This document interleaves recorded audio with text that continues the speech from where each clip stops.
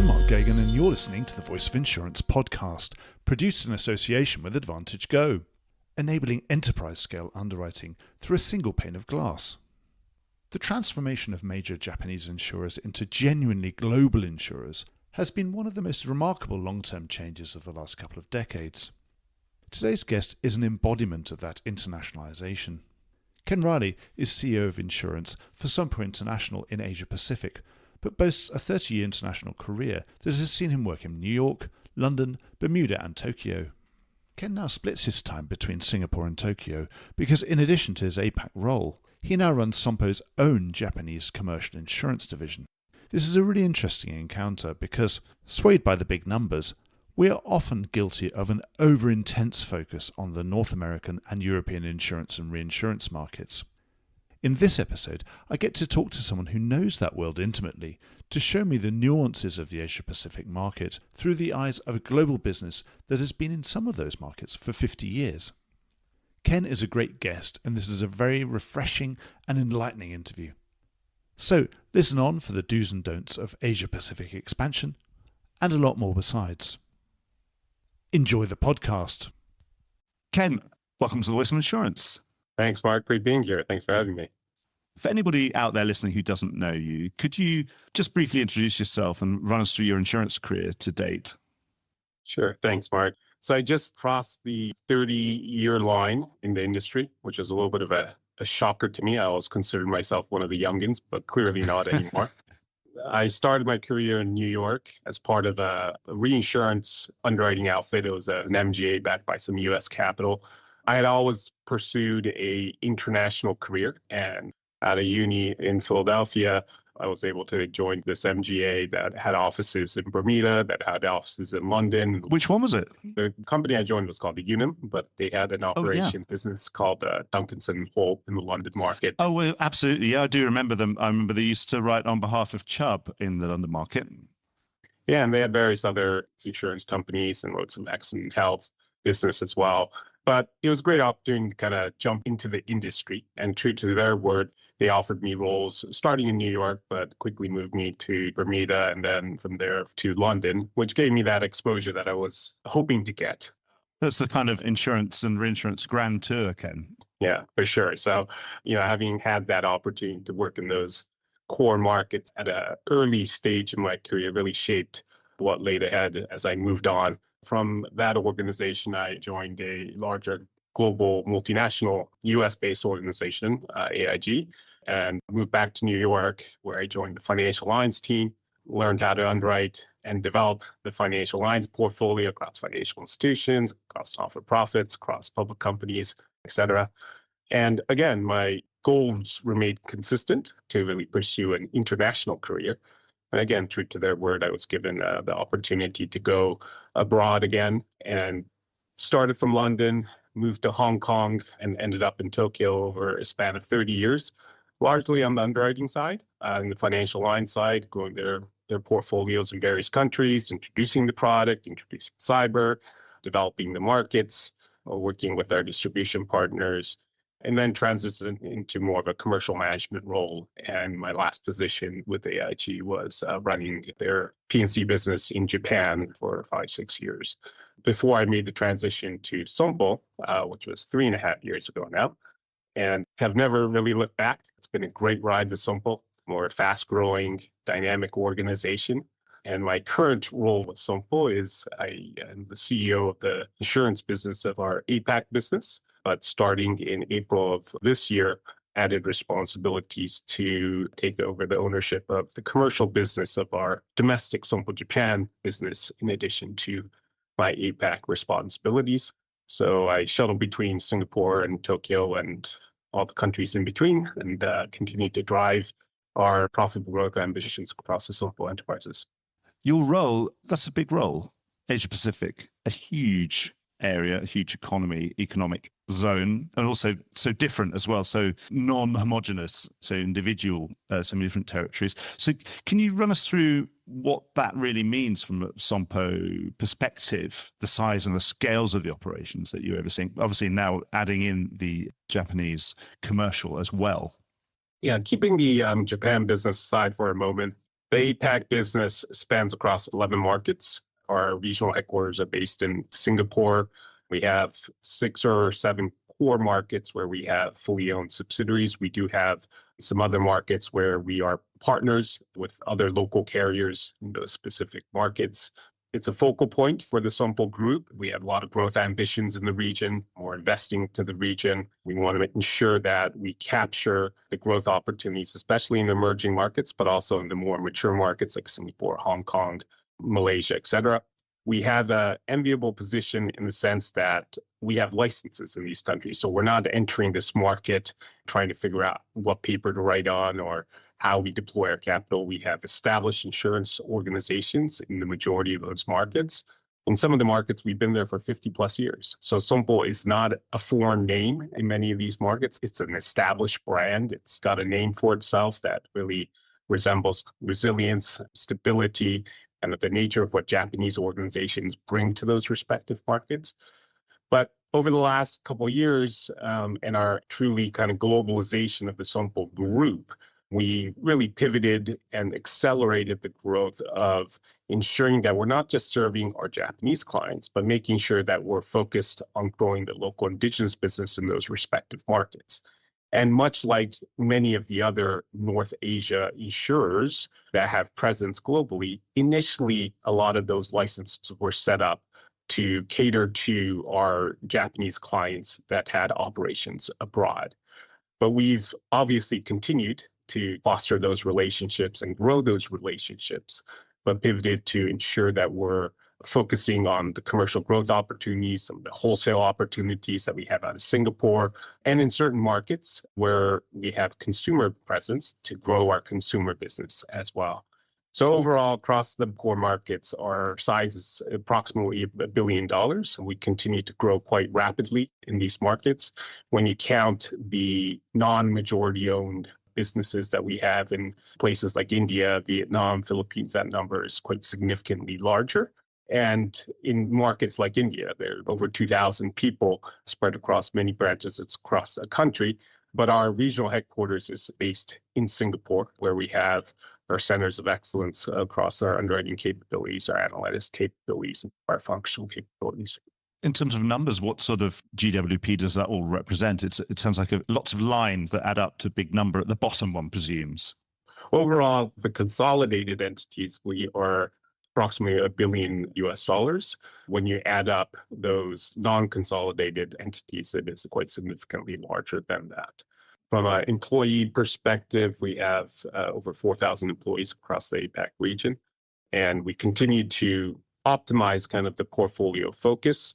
So I touched on consumer presence, the commercial presence across these markets, commercial business, really the center of excellence, a hub and spoke model that's focused in Singapore, with the spokes going into markets like Hong Kong and Malaysia, Indonesia, Thailand, and consumer markets really focusing on a few countries where we can get the scale and the materiality and the presence in those markets, in those specific fields, whether it's auto insurance, whether it's health insurance, whether it's home insurance, with the right distribution partners, with the right ability to penetrate into those customer segments where we think we can provide value and generate the adequate returns. It's great to hear about that DNA, that Sompo's mission in Asia Pacific was originally to service the Japanese multinationals. That was your seed, and that's where you were able to take root in so many of these different markets. And now you're branching out. So in terms of that balance between commercial and personal lines, what is the split at the moment? So when you look at it from a Sompo P&C organization, again, we're in a very enviable position in the sense that we have solid diversification across the lines of businesses that we write and the geographic presence that we have across the globe now. So when you look at Sompo P&C, approximately 50% of our business is commercial P&C business, and 35% is consumer business, with the remaining reinsurance business through our Sompo Re platform. So again, it's a portfolio that can weather market cycles and count on one side over the other when markets evolve.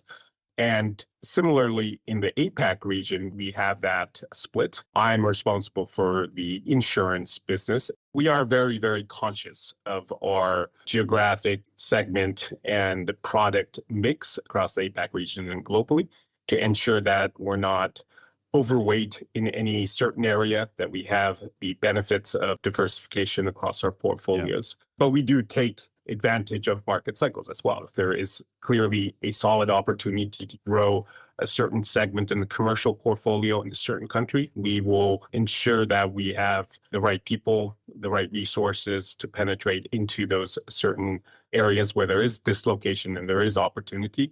And I think that's the key to being an agile organization, and the organization that can move quickly, that we try to keep the bureaucracy out so we can be there when there are needs, and to ensure that we can capture those dislocation moments across any region and offer our products and services to those customers. And of course, you've got pretty good diversification within your own division, but at the same time, of course, you're already global, so you've got even better diversification at a group level. So perhaps it's one of these things you probably don't have to worry about as much as others might have to.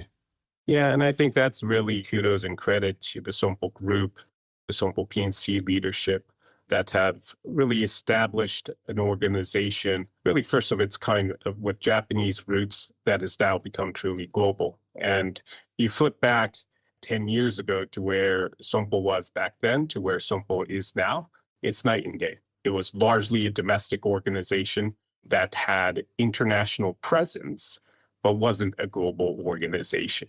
They had an international presence to serve their Japanese clients. They had a few ventures, some that were successful, some that had some challenges. But over the last 5 years, 6 years, the acceleration of truly becoming a global company, first with the acquisition of Endurance, and a lot of the organic growth that we have had across APAC, across continental Europe, UK, and North America, has really established ourselves as one of the leading global players with over 30 billion in P&C premium across the globe. I can absolutely concur with that, with being a sort of, your typical Anglo-Saxon, London-based insurance journalist. I wouldn't have known who to talk to at Sompo 10 years ago, and it probably would have been difficult to have a conversation. And of course, all that activity brought all the people I've known, many people I've known very well over long periods of time, into that sphere of influence. So I've always had people to talk to. Obviously, Julian James is now retired, but, I had him on the podcast a couple of times. And it suddenly, yes, it becomes obvious that this is becoming a much more international organization, because people in your position have a much more international flavor about them in terms of their international experience, and they're people I'm more likely to have met before and to have something in common with. Yeah, and it's truly exciting to be part of, because the people across the board, whether in New York or in London or in Singapore, we are attracting some of the best in the industry. People do want to be part of the Sompo story, the Sompo growth story, our global ambitions. We have a great parent in the Sompo Group who continues to support and to empower the global business and truly become a global organization, not just outside Japan, but inclusive of the Japanese business, which I have the fortunate opportunity to be part of as well. When you're sitting in board meetings and you're being appraised of your performance, Ken, what are they measuring you against? What is your task? What's your job, your objectives that you've been set in APAC?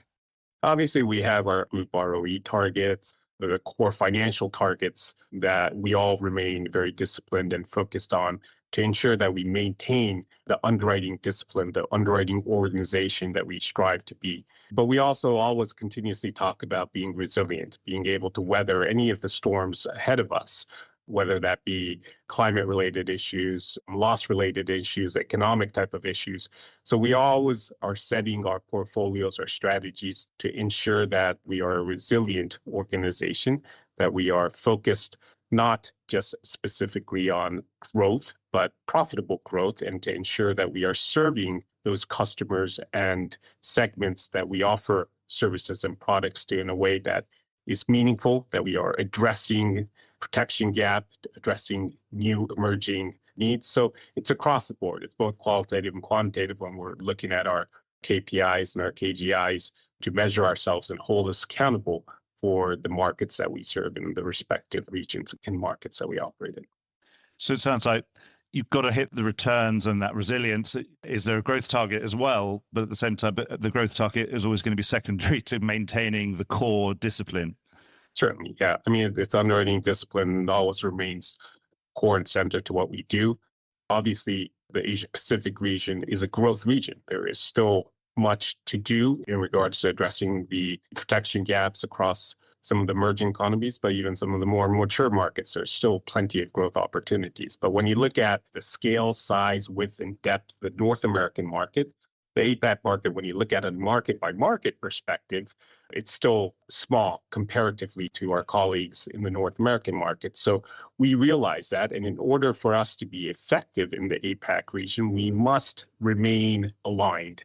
And one of the lines that we use in the APAC region is to be regionally aligned, but locally empowered. We work across, as you mentioned a little bit earlier, very diverse markets with different needs, different maturity level in the insurance journey, in the insurance curve, various nuances from a cultural perspective, the way products are distributed or transacted.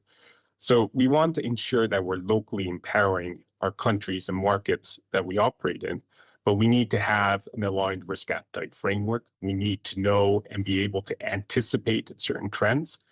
What we learn through the hard way in one country, that knowledge should be transferred to another country. We need to ensure that we continue to leverage our expertise, our specialism that we have across the globe in every corner of the world that we operate in.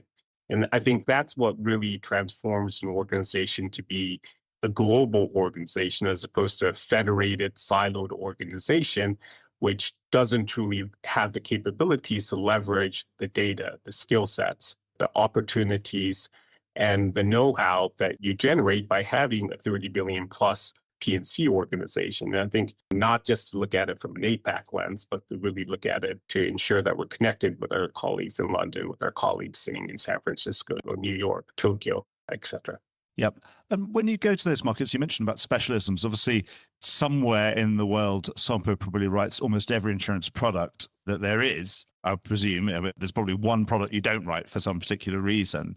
But when you go into those markets, the really diverse markets, do you expect to be perceived as a generalist in the sense that, well, I can go to Sompo because Sompo probably do everything? Or do you go with those specialisms that you mentioned? Do you go more strategically to say, in this market, we want to be known as, I don't know, a construction insurer, a really good engineering and construction insurer, and that's how we're going to get our inroads into this market because we know we can really win in that market with that expertise? You've got a very big toolkit. Do you use very specific tools for different markets to crack open different markets? Or do you go more as a generalist to say, we're Sompo, we can do almost everything, come and talk to us?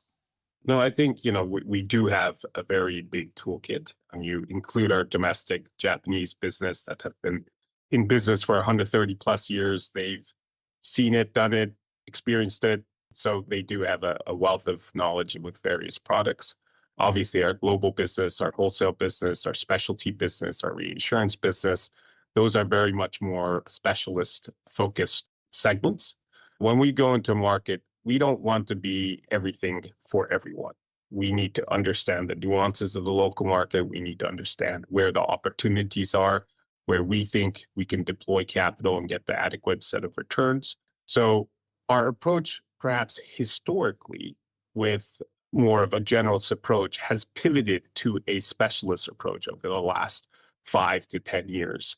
And that's starting to pay dividends on ensuring that we are there for the customers for very specific risks that we know we are 100% comfortable and that we know that we can work with the customer to ensure that we are meeting their needs, but also ensuring that we are pricing adequately, that we have the right loss controls, that we have the right capability to mitigate the risks as needed, and to be good risk selectors in those certain segments. Yeah. So certainly our focus is not trying to be generalists for everyone. We know what we're good at. We know what we're not good at. We need to try to understand the local nuances and adjust accordingly.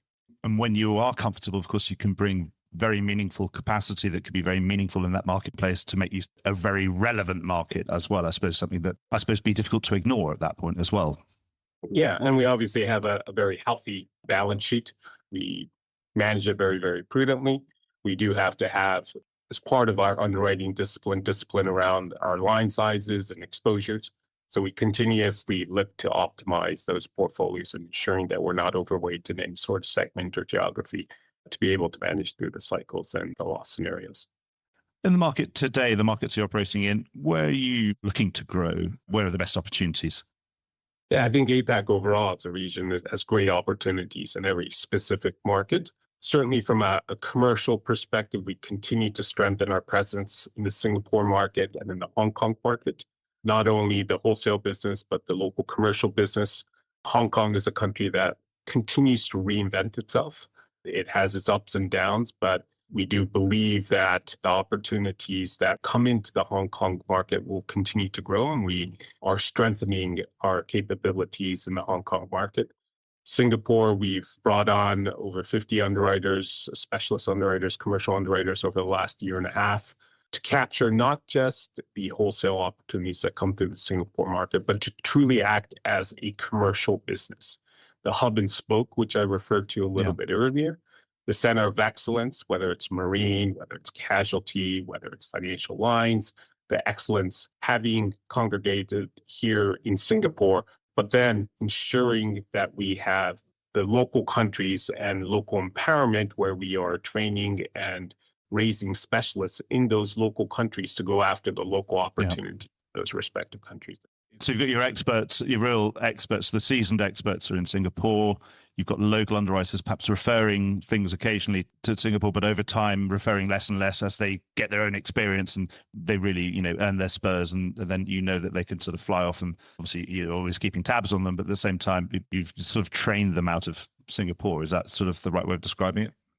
Yeah, I mean, we don't want to overly be beholden to the Singapore market itself, but our regional team are people that are well-versed in risks in Asia, well-traveled and well-experienced, whether it be Indonesian risk or Thai risks or Singaporean risks. So we do ensure that we have a group of solid underwriters in those respective countries, and they have the opportunity to grow regionally and then ultimately globally if they so choose to, ensuring that our people remains the focus of how we execute our strategies.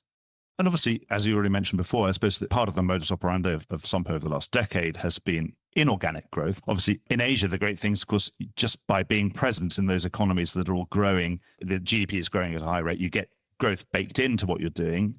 But at the same time, Sompo has engaged in inorganic growth successfully over the last decade. And that's obviously it's another part of your toolkit to grow. So how do you expect that inorganic growth to manifest itself in your region? My focus and our focus has largely been organic growth. Yeah. There's still a lot of opportunity on the ground that we have not captured in each of the respective markets. And our focal point is exactly that. Looking to strengthen the people on the ground, to educate and to give them training opportunities, to bring on new people on certain segments and certain growth opportunity areas. But we aren't shy to look at inorganic opportunities as well, things that can be accretive to our existing portfolio, that can be accretive to the Sompo Group. But our focus point on a day-to-day basis is organic growth across our organization. That's great. Yeah, and the relationship with the international markets around the world, how is that managed? Is that often intragroup things? What's your relationship with different Sompo entities around the world? APAC is, from a time zone perspective and a proximity perspective, it's a little bit further away compared to, say, a New York, London connectivity. But that said, we've really built our Singapore team with a lot of people from diverse backgrounds, right? People that grew up in the London market that are now trading in Asia, people that have come from Japan, people that have come from the US. So it's a very diverse team that we've created, which allows us to maintain the connectivity into all those markets that we currently operate in. And that's really a focal point for the Sompo organization to remain connected through communities, through various offsites that we have to ensure that we are sharing and leveraging the skill sets across the globe. So I have regular connectivity with colleagues in the US, with London, Tokyo, and that remains true across many of our product disciplines and functional disciplines that we have in APAC. Yep. And again, operationally, it must be interesting, that you're trying to avoid being a group of siloed businesses in many, many territories. And operationally, again, if you're all on the same platform, I suppose that make it easier to see what everyone else is up to as well. Yeah, and I think that's, again, another strength and benefit of being part of this Sompo organization.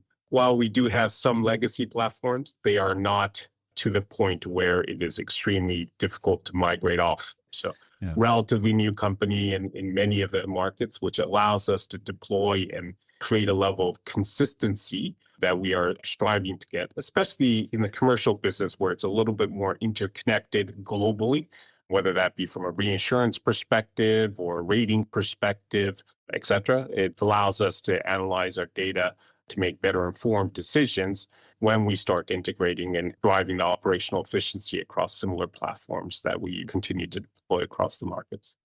How are these markets evolving? For example, one of the big trends of the last decade in the US and certainly UK and now spreading to continental Europe has been the increase in the share of market, the commercial market, particularly taken by MGA distribution, MGA-led distribution.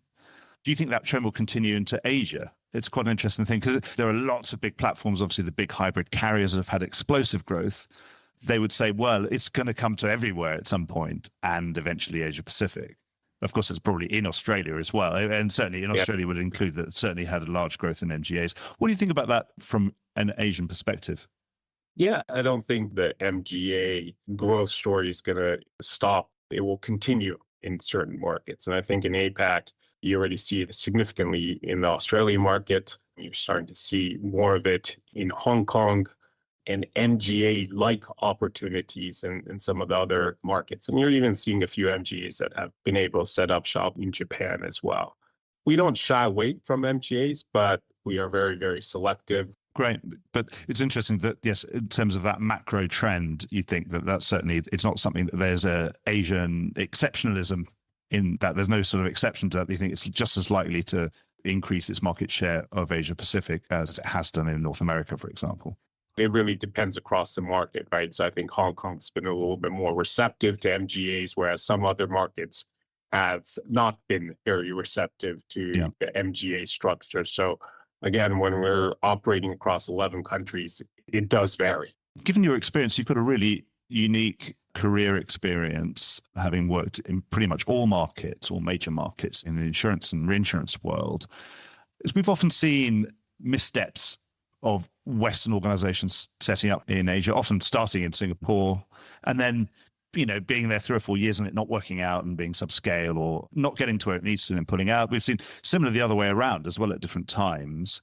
So what do you think the biggest misconceptions and missteps that people make when particularly North American, European carriers are going out to Asia Pacific, loving the GDP numbers and thinking, well, this insurance penetration's got to go up at some point. I need to be in this market for the future. This is a market of the future. What do they get wrong when they get out there? I think what sets us apart is really our presence that we already have, right? So some of these markets, we've been there for 50 years.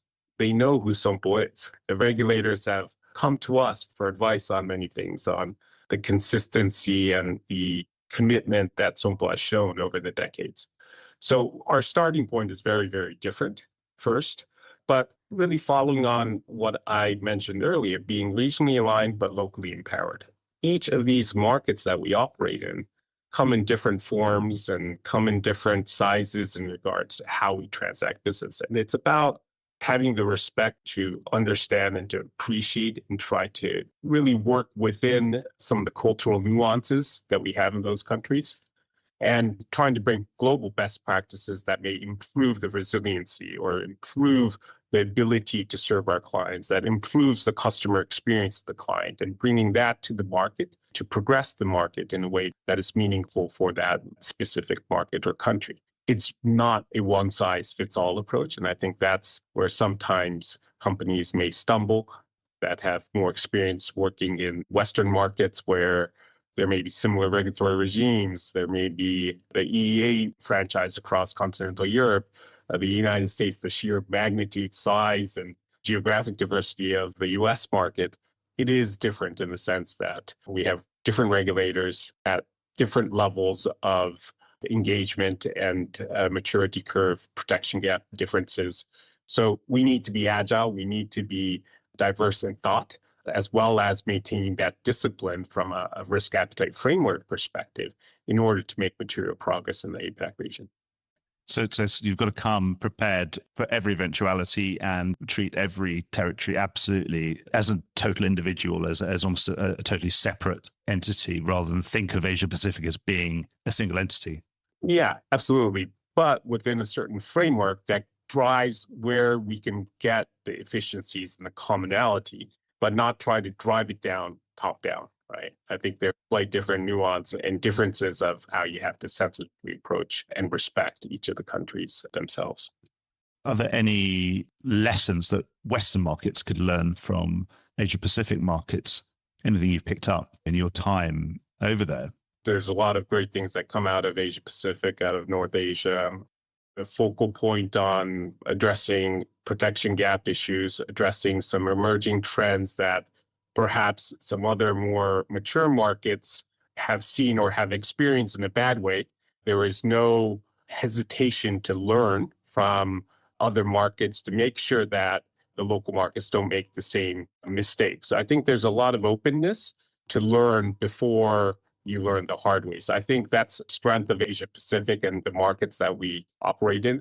Again, the market nuances changes in country to country, but when you are there as a consistent provider and when you have commitment to that country, there is a sense of loyalty and connectivity to the markets, perhaps a little bit more than some of the Western markets where it is very, very transactional. Again, that varies from country to country, but the loyalty of customers and the customer stickiness in certain segments is quite strong in the APAC region. And is that partly due to because it's a two-way thing? Is it because you're sort of stickier to them? You know, you're more loyal to them. They're as loyal to you because you're loyal to them. I think it depends on the distribution channel. If it's an agency, more of a general agency model versus a broker model or an aggregator model. Again, all those things take impact into that customer stickiness. But once they understand the commitment and understand the value that we provide, there isn't a tendency to jump ship every 12 months across certain segments. Yeah. We couldn't be sitting in 2025 and not talk about tariffs. How's the imposition of tariff on exports, particularly obviously to the US market, affecting insurance business flows in APAC? I think it's no different from any other risk that we continuously evaluate, whether it's climate-related risks or cyber-related risks. It's a risk that is now obviously on our radar that we continue to look at very, very closely. It can impact the cost of claims. It can impact replacement costs. It can impact various inflation type of numbers that we have anticipated for certain geographies and markets. It could create more supply chain disruption. It could create economic impact to some of the export-focused countries that we have in the APAC region. So all of these risks are focal points that we have already been looking at for many, many years and evaluating that. So yes, it's another risk that's added to the list of risks that we evaluate, but something that we will continue to weather through and adjust as necessary once we get leading indicators of certain changes, once we see or we can anticipate some changes coming down the road. But it's always about being very, very cognizant, being very analytical about some of the emerging new risks that come as a result of tariffs and changes. So it sounds like we've had the shock, but we haven't really seen the effects yet. Would that say it's too early to say? Yeah, I think especially in the marine cargo market where we are active. You mentioned the AUMI conference that was just held in Singapore last week. Our presence there was very strong. But that was one of the key topic points across that conference and amongst the underwriters, brokers, and industry. But I think it is still evolving and it is changing rapidly. But for us, it's really about keeping focused on what that means for our portfolio and ensuring that we're staying ahead of the curve. Right. So you're just going to keep tabs on everything, watch everything like a hawk and be reactive, but be really on top of it. Yeah, sure. Ken, I've come to the end of my list of questions. I've really enjoyed talking to you. Thank you so much. I think I better let you go. And it's later in the day for you. Approaching 6 p.m. So yeah, certainly reaching towards the end of my day. But thanks for having me. It's been a pleasure talking to you. I appreciate the opportunity. No, thanks so much for coming on the show. Thank you, Ken. Thank you. Well, I hope you enjoyed today's episode. If you did, don't forget to subscribe or leave a like or a review or recommendation on whatever podcast platform you used to access this program. These really help get the word out. Before we go, just a quick reminder that advertising slots are available here and in other places in the Voice of Insurance podcasts. Podcasting is the fastest growing medium and attracts a high quality audience of key decision makers. It's also an intimate medium where you, the listener, are right in the room with me and the interview subjects. Needless to say, that means it's a great way of getting your message out directly to an audience because you know you've got their full attention. It's also very cost effective. So get in touch with Mark at thevoiceofinsurance.com to find out how you could be speaking directly to the industry. The Voice of Insurance podcast is produced in association with AdvantageGo, enabling enterprise-scale underwriting through a single pane of glass. Voice of Insurance is produced by me, Mark Gagan. Music was written by Anna Gagan and produced by Carlos Gagan. Check out more podcasts and written comment pieces at www.thevoiceofinsurance.com.